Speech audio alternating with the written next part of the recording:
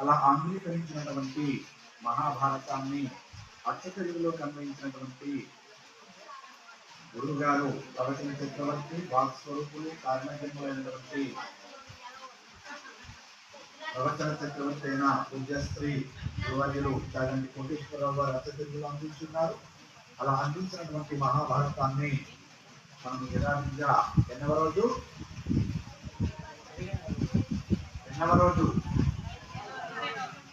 సభ చెప్పాలి. 15వ రోజుగా మహాభారత ప్రవచనాన్ని చెప్పుకుంటున్నాం.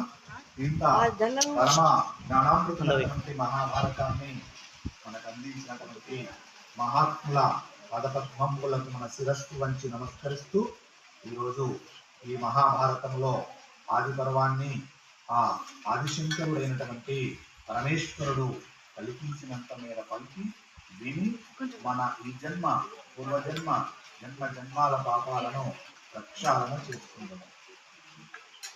జై వేదవ్యాస భగవాన్ మహాభారతానికి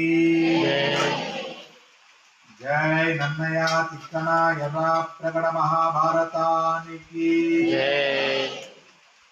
జై చాగంటి కోటేశ్వరరావు గారి మహాభారతానికి జై మల్లాపూర్ పురనివాస మహాభారతానికి.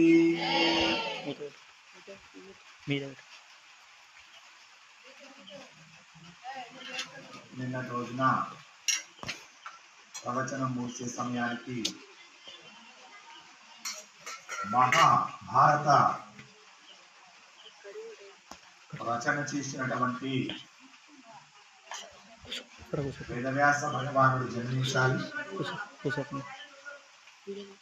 అలాంటి అష్టాదశ పురాణాలు అందించినటువంటి వేదవ్యాస భగవానుడు జన్మించాలి.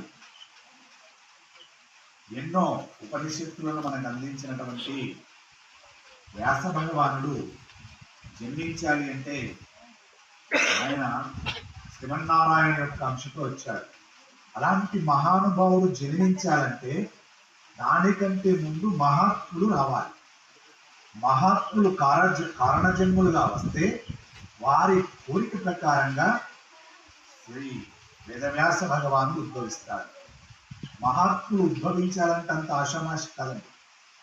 మహాత్ములు ఉద్భవించాలంటే దానికంటే ముందు వారి తండ్రులు, వారి తాతలు, వారి పూర్వము జరిగినటువంటిది అంతా కూడా పరమ పవిత్రమై ఉండాలి. అందుకే ఇక్కడ పరమ